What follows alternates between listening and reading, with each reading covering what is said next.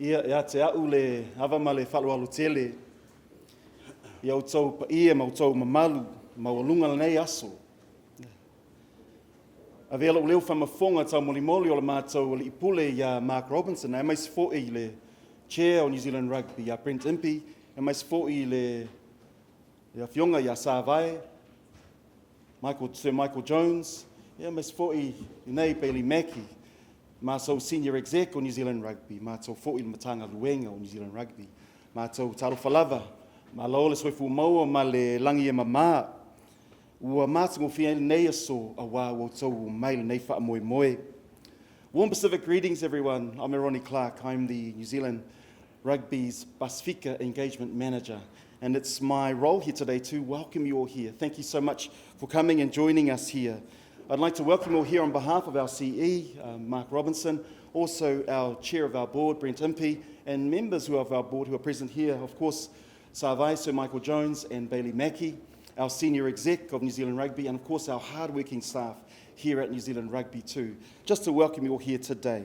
In particular, I'd like to welcome the patron of the Moana Pasifika and our former president of New Zealand Rugby, Rea Whionga ia Tuawhasina, Sir Brian Williams, here on my left, but also too to also welcome here the co-chairs of the Moana Pasifika Committee, Pelenato Sakalia, and also too Tevita Funaki, and the esteemed members of the Committee of Moana Pasifika here today as well, but also to welcome in particular our New Zealand Rugby Players Association, our Pasifika Players Association that are here as well. And last but not least, I'd like to welcome you all here too, our media, Pasifika, and also to our media here in Aotearoa. Welcome, welcome. Just quickly, e whelelei manu ai ma au yo lātou o whanga is a Samoan proverb that speaks about migrating birds, and it speaks often that it says that birds migrate to environments where they survive and they thrive. In Aotearoa, the aspiration of our Pasifika people, of hopes and dreams to not just survive, but to thrive, to flourish and succeed today is really a realization of those hopes and dreams today. So I welcome you all here. Mālo lava. Team, just before I invite Sir Michael to come and speak and address us and make the announcement, I just want to let you know, after our last speaker, who will be Mark Robinson, you'll be open to questions at that time. So if you can hold our questions until all of our speakers and Mark Robinson. So at this time, please welcome Sir Michael Jones. Whawhatai Sāvai. Whawhatai lava, mālo saungo, Sāvia tama e Ronnie. Kia ora koutou, talofa lava, mālo lei, Nissan Bulavinaka. I'm absolutely delighted and extremely excited on behalf of New Zealand Rugby, on behalf of Chair Brent Impey, our board, our senior exec and CEO Mark Robinson, and just the whole NZR whānau to officially announce that New Zealand Rugby has awarded the licenses, conditional licenses, to both the Drua of Fiji and Moana Pasifika. Yes, thank you. Words cannot express how I think proud I am personally, not just of the board I represent, New Zealand Rugby, and our wonderful whānau at New Zealand Rugby for the passion they've shown and I suppose the commitment they've shown to ensure that this day has finally arrived. It has been a journey, and we acknowledge those stakeholders of New Zealand, of not just New Zealand Rugby, but Pasifika Rugby, the unions of Samoa Rugby Union, the chairman and board of Tonga Rugby Union, the chairman and board of Fiji Rugby Union, and I suppose the bigger journey that has been Pasifika Rugby, particularly on the global stage. And I'm just delighted to be part of an NZR, I suppose, family that have identified the importance of making sure that we can ensure that both the Drua and the Moana Pasifika super teams, it is a new professional competition we're talking about next year. I don't know if we can call it Super Rugby, but we're definitely calling it a new professional rugby competition for 2022. And the fact that we're here with some of the key stakeholders from Moana Pasifika, not just the acting CEO, Pelenato Sakalia, of course, patron Sir B.G. Williams, and of course a lot of the board. And we recognise and acknowledge the fact that the Drua community and the Fiji Rugby Union can't be here because of COVID. But I can assure you that there's celebrations and probably dancing on the streets in many of the villages out there in the Pacific. When I talk about the journey, it has been not just a 25-year-old journey in the fact that since professional rugby came on board, I think there's always been a desire and there's always been aspirations that Pacifica Rugby in some form or shape are involved in professional rugby, particularly in this part of the world and the Super Rugby competitions of the past 25 years. And it'd be fair to say that, in fact, the journey has probably been even longer. Some of these unions have been are just as old as New Zealand Rugby Union, both Fiji, Tonga and Samoa, and their own respective journeys to climb the ladder of world rugby and ensure that at some point, if they're not in a semi-final of a world rugby tournament, they're in the top 8. And I think we all agree, this part of the world, if that happens anytime soon, then we've really arrived as a global game. And I think that's what has been the aspiration for stakeholders in Pacific Rugby, and it's definitely something that we at New Zealand Rugby totally believe in. In this part of the world, we probably do see ourselves as, in some respects, the big brother or the older cousin, for want of a better word, but we're intricately connected and engaged in so many levels with Pacific Island Rugby. Pacific Island Rugby has made such a contribution to New Zealand Rugby. It wasn't lost on those of us who love our game that last year's All Blacks, 50% of that team that Ian Foster selected were of Pacific heritage.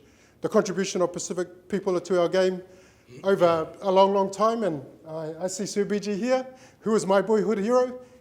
He broke the ceiling for us as a generation, not just for Pacific young men and women, and we acknowledge our wahine toa here today, but also every single Kiwi boy and girl who has a dream of rugby, particularly of my generation. And it'll be great to hear a bit about his own context on this. But you know, for us as New Zealand Rugby, we recognise that whilst there is a few more bits of fine-tuning to do in terms of the conditions, and they're not major. Obviously, we've got to just finalise some communication with Rugby Australia on just how that competition looks for next year, and they're an important partner in this.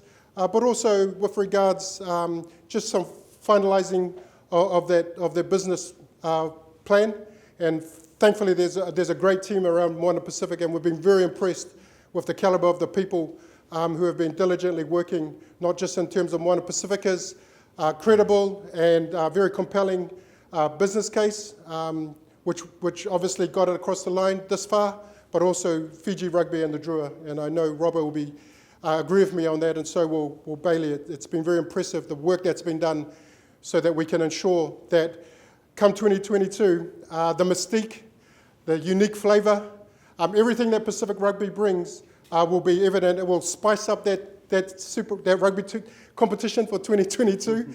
It's going to have a look and feel and touch like never before. And I think for us and what we understand about what the fans want, that's what they've been telling us anyway. And it's just so perfect timing. You know, some things happen in seasons. Some things are meant to happen in a certain time in history, and we believe that time is now, and that season is right here and right now. And so we go with a great amount of passion and confidence into the future. You know, these become pathways for young, aspiring Pacific men, and eventually, we believe, hopefully, a women's program, but not just from the Pacific, obviously, but we also believe that there's a generation of Pacific young men and women here in Aotearoa, where pathways can not always, go directly into the All Blacks. That is a powerful dream, but there's no doubt there's aspirations and winning hearts and minds that we believe that both these rugby franchises will achieve. We believe in winning the hearts and minds of many more Pacific people, in not just young men and women who want to play the game and engage in our beloved game, the great game of rugby, but we also believe that there'll be fans and there'll be a connection even stronger than ever before, particularly from our Pacific communities, not just in the Pacific, but around the region. And I think this is all part of a bigger picture for us as New Zealand Rugby, a bigger reach into this part of the world. And again, I just acknowledge the vision and passion of the people who have been driving the Moana Pasifika and the Drua and Fiji Rugby, Tonga, Samoa, but also our own people. I do want to acknowledge our chairman, Brent Impey, who's had a particular passion for this to happen, and I do want to acknowledge Brent at this time and some very key board members, all of our board, and I know Robbo and the rest of the broader NZR family have really believed in this kaupapa. And so here we are. We absolutely see it as an extension of our great game, and as I mentioned, the winning of hearts and minds, let us not underestimate how powerful that is. I'm a true believer that rugby is a game that is a vehicle for transformation and empowerment. I'm a byproduct of that. As a young man who had dreams growing up in West Auckland of Polynesian descent, this was my inspiration, Sir BG, and I'm going to pass to him because we all wanted to be like BG. We all wanted to be All Blacks.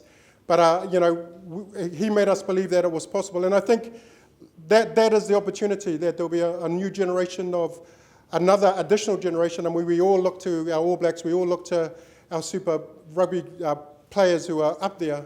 But there'll be if I could say, if we extend the access of more and more young men and women into our game, we've got to believe that there's going to be a higher peak and greater outcome along the way in those pathways. So how's that? I'm going to leave that there. I just want to say thank you. I could go for another hour because I'm just so passionate about this, as you can appreciate, as we all are, as our team is. I'm going to hand over now to Sir BG Williams, who's got a few words to say, and maybe we'll share a bit more on the context and even the journey. He's been very much at the forefront of that. He's been, we see him as I suppose as our, as our mentor, but we also see him as a father figure and a bit of the heart and soul of this kaupapa. So I'm going to hand over to Sir BG. Ka whionga, tu ia whasasina, whaftai lava. Kia ora, talofa lava, maloelele, bulavinaka. I am absolutely chuffed. I just want to give you a bit of historical perspective on the journey, I guess, that I've been on. From then, 25 years ago, the Rugby World Cup in South Africa was taking place. Those of you who are old enough will remember there was a real battle for control of World Rugby. The World Rugby Corporation was making a bid, and the establishment obviously needed to hold on to our great game. And there was a real battle going on behind the scenes. Everyone was trying to find a place in professional rugby, but unfortunately the Pacific Islands got left out. And I'm really, it's been 25 years, I guess, of a sense of huge disappointment and grievance about the fact that Pacific Islands were left out of the mainstream professional competitions. I was coaching Samoa at that time, and we'd played in Super 10 prior to that, and we'd played, international rugby prior to that as well. We'd made quarterfinals at the 91 and 95 World Cups. Fiji made the quarterfinals in 1987. Tonga did so well in the 2007 Rugby World Cup, and here we are left out in the cold. So as you can imagine, a great sense of disappointment, not only for me, but for so many. So the journey has taken us to here. Samoa obviously were ranked in the top 8 back in those days, and so were Fiji.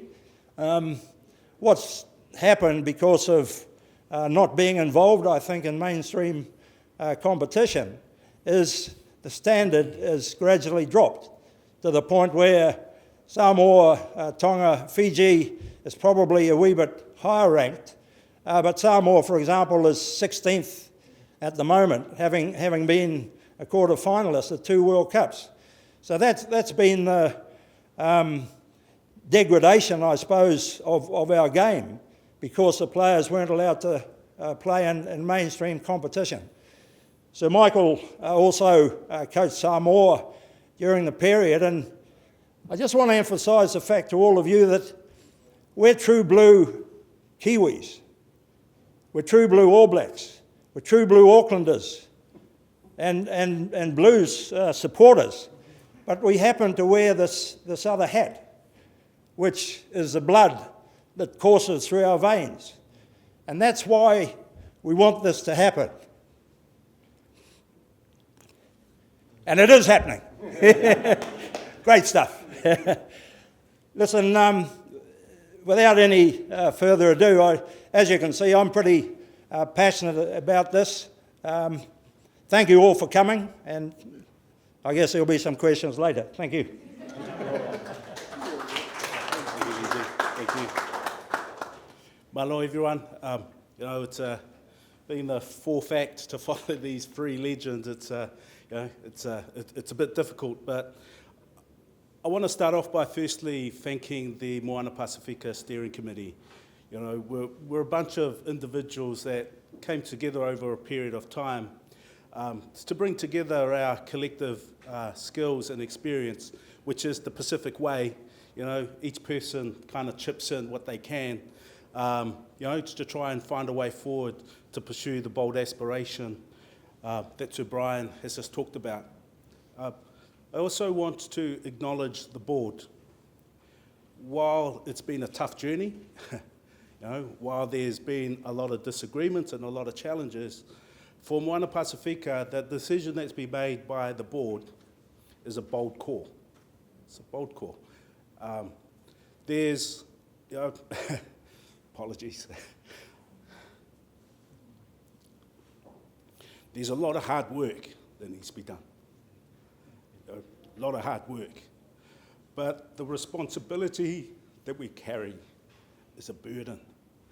But, the emotions from the three legends before, it falls on the likes of the steering committee and those of us that are the support partners to bring this thing home.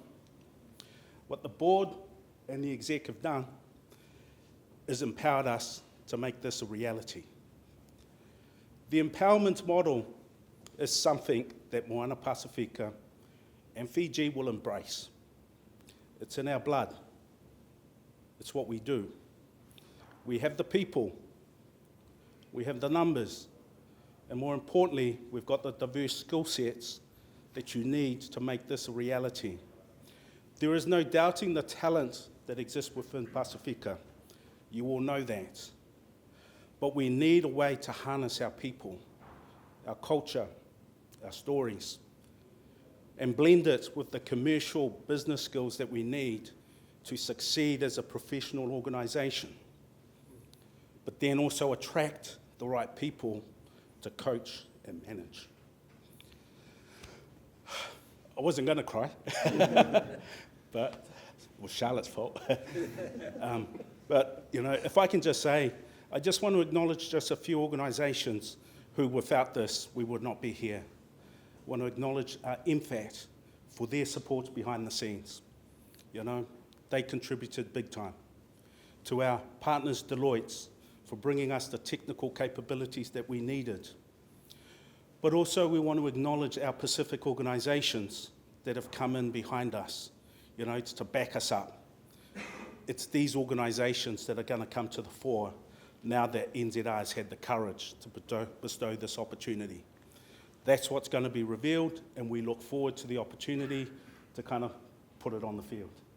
Thank you. Malo lava, warm Pacific greetings, everyone. As Pelinato said, it's a pretty hard act to follow that group of esteemed gentlemen and those words, and it's incredible to see the passion and the sense of almost destiny for these two teams. At the start, I want to recognise, obviously, all of the contributors today from Moana Pasifika, but we have some friends who are absent today from the Drua and Fiji that we must recognise as well. I was in contact this morning with Conway Beard and John O'Connor out of Fiji, and just reassuring them that would miss them today, and they're also going to be a big part of what is an extremely exciting competition we're looking forward to from next year and beyond. I guess it's my job to just sprinkle a dose of reality on today and still say we have a little bit of work to do. But you've seen today that huge amount of drive and ambition and aspiration that sits across these two teams to bring all of this to life. And we're absolutely walking with them lockstep to make sure that we can be a part of that success as well. So we are, finalising business plans, as we've spoken to already, so we're conditional on that. And obviously our friends at Rugby Australia, we have ongoing dialogue there that we'll continue to participate in. That's very constructive at the moment and in very regular contact with.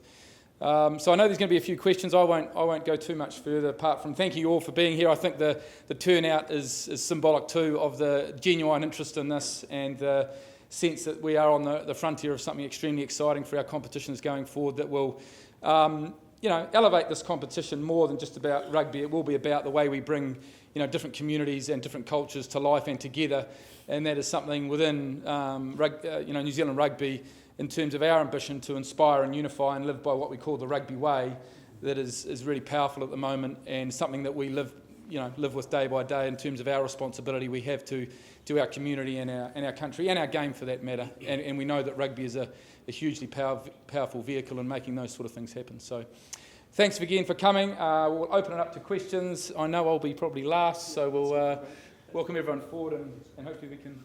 So just as we do that with the question and answers, later on too you'll have an opportunity to just one-on-one with any of our guests that are here.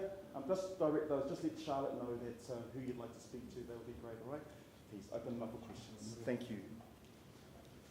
BG, could you ever have imagined 20 odd years ago that a Pacific team in Super Rugby would become a reality, if you're honest with yourself? Well, I certainly could. And as I said, it probably should have happened 25 years ago. But having said that, everyone at the time was because of this challenge from World Rugby Corporation. They needed to look after their own affairs, I guess, and their own aspirations. And as a result, we got left out in the cold. And as I say, it was hugely disappointing at the time, but here we are, and I'm very thankful. I think New Zealand Rugby has taken, as Pelinato said, taken a very bold step. With Super Rugby previously, I was involved coaching the Hurricanes about 20 years ago, and the travel factor in Super Rugby is just debilitating. It really is, and very costly as well. So, a lot of thought has gone into how this competition can be structured to make sure that it's not too costly and including the Pacific Islands. So it's great. Just following on from that, why now? Why are we seeing this now? Better now than never. Better now than never. What factors have led, as it's been mentioned, there's a bit of a history to this, but why now? What's kind of sparked this? Or what's the catalyst? Can I help you? Yeah. Well, it's a combination of factors, isn't it? And we've taken some time, certainly in the recent months, and certainly since the reality of COVID has taken shape and looked at really our place in the world and how rugby might look like in the future. And then was also, alongside that, those macro issues which are significant at an international level also.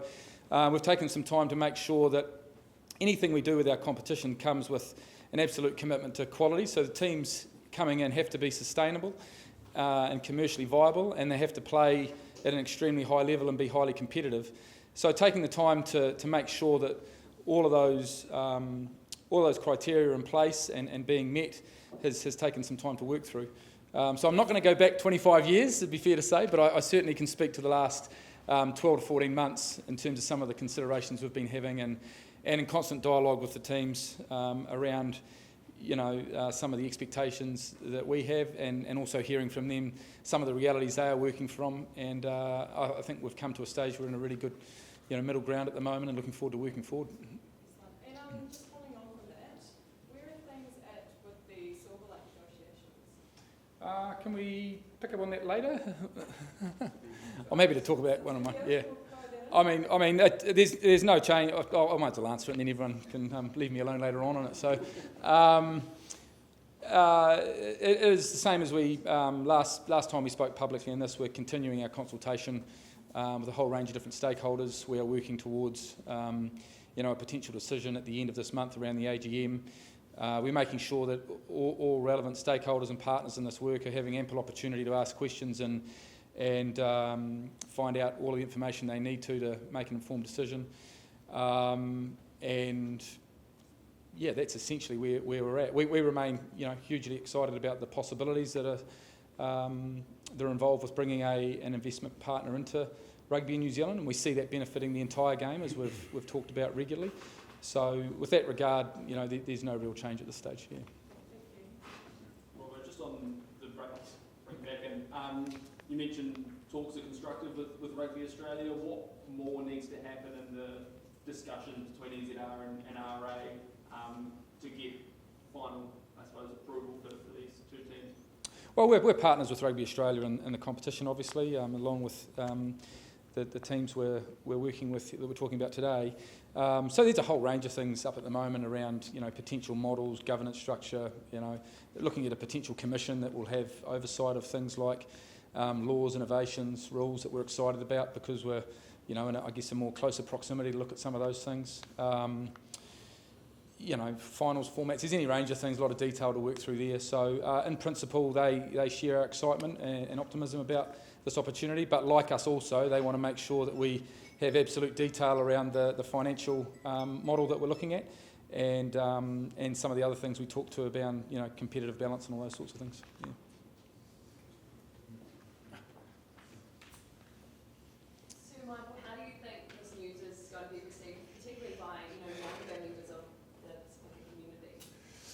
It's going to be so well received. It will bring a lot of joy, a lot of hope, and I think a lot of a sense of belief that something that has been a long-held dream and aspiration is we're on the crust of that becoming into fruition, and that looking to 2022 and that new professional competition, it's gonna I think there will be some genuine celebration around. I'm just trying to think if the streets of Apia will be as loud as it was when BG did so well in the 91 World Cup. I don't know if it'll be that loud, but absolutely across the Pasifika communities. We Pacific people love rugby. It's in their DNA, like Kiwis. It's part of their culture and who they are in the very fabric of society. And so I think they'll see this as potentially a trigger or something that will continue to stimulate the game, but it will continue to raise up generations who will not only potentially pursue their dreams, but engage in something that's really good for them as young men and women, particularly our rangatahi, our tamariki.